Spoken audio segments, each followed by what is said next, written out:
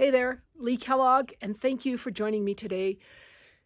It is Sunday, March 22nd, 2020, and we are living in a very weird world today. But what I want to do with you all is help you reconnect with your creativity and get going again, because it's been a really weird week since this all has started. And I'm sure some of you have like, okay, I'm into a routine now, and others of you are just like, I don't know what to do. I don't know where I'm going. And as always, when I talk about creativity and getting you going again, I want you outdoors. If you can get outdoors, get outdoors. Go for a walk. Just be outside for a while. It's spring in the Northern Hemisphere. The birds are singing. The plants are coming up. If you're in the Southern Hemisphere, I know fall's coming, but enjoy the change of seasons and just get outside. So let's do a little looking around. We're just going to stay focused on my yard. I'm going to show you a few things that I'm going to draw. I will sketch them, and then we'll take a look at my journal, and I'll talk about what I sketched and why, and what you can do with these things around your area. All right, so we're going to start down here. This is my little flower bed right by my doorway as I slowly sort of pan out to give you some perspective. Yes, I've got a pot there. And then right next to the pot down low, which I'll focus in here or zoom in a minute, are some grape hyacinths. And they've just started coming up. The ones in the pot actually come up in the fall. It's just the craziest thing. So that pot actually stays green most of the year. But you can see the grape hyacinths there coming up.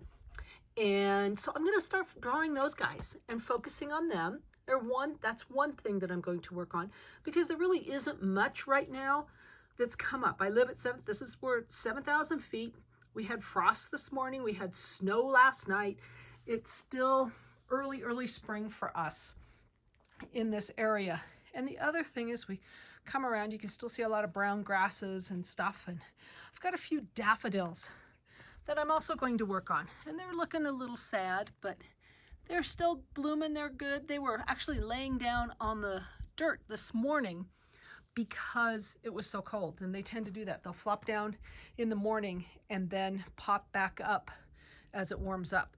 So there you are. That's what we're going to work on. And there's other things coming up, but I'm going to focus mostly on the grape hyacinths and the daffodils. And here's some other daffodils that are just starting to come up. The buds, you can see the buds right here just starting to come out. So those are all worthy of drawing. Draw those guys. If you've got pots, like I've got pots here and I haven't cleaned them out yet, cleaned out the old stuff, but we can see there's some tulips coming up. There's, looks like some pansies survived from last spring. And I've had lettuce in there, so I see lots of lettuce seeds, lots of lettuce sprouts coming up. That's what all the smaller green things are. So we're gonna go play. I'll get my sketchbook out and I'll start sketching, and I'll be back with you. All right, sketching is done. So I roughed in my sketches with, I work with a fountain pen and brown ink, Noodler's ink. I have found that I prefer the brown over black or gray, just because I find it easier. It doesn't quite, not easier, but it doesn't quite stand out as much as black will, and the gray I just wasn't completely happy with. So I settled on a brown, and my mistakes are in there. My spelling sometimes is not accurate, and I try to fix that when I go back and do my little research. And the daffodils, I make mistakes while I draw, but you know, that's just part of the drawing and part of what makes it mine. So don't be afraid to draw. You can draw in pencil, but don't get too caught up in erasing things either. Just start sketching and start doing, because that is super important in reconnecting with your creativity and just being creative. So let me add some paint and we'll look at the next installment. A quick shot of my setup here, because I always have people asking me, what do I use in the field? What am I working on? So I've got an old sock here. I saved the ankle part, cut the foot off, because the foot's usually the part with holes in it. I've got a little collapsible silicone cup.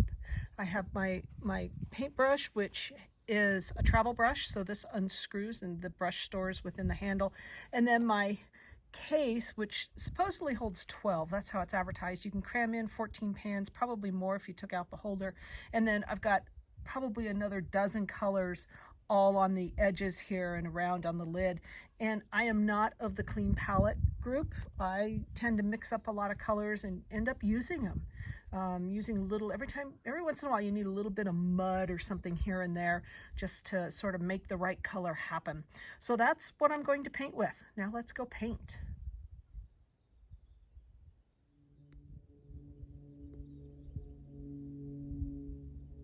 All right, got the color added there. You can see it. I'm trying to get the camera positioned so I can show you all. So we added some color, just some yellows and greens and a little browns and purpley blues for the hyacinths. And there you go. That's a basic nature journal page done. So get to work.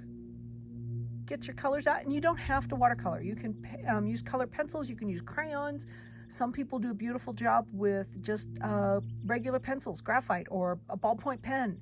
Don't put limitations on yourself by what you don't have. Use what you have and explore. So I'm Lee. I'll see you all next time. Thanks for watching. And you can find more about me at naturejournalingtours.com or leekellogg.com.